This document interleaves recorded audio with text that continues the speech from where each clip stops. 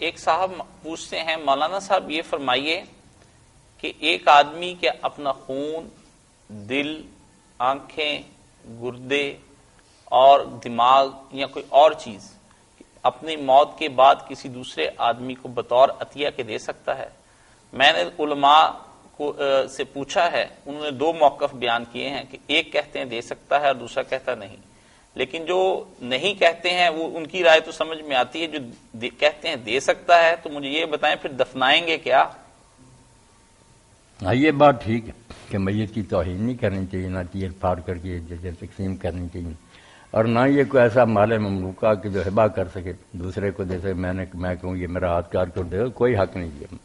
صرف اموال منقولہ جو ہے وہ دے سکتا، زمینیں جائیدادیں وغیرہ۔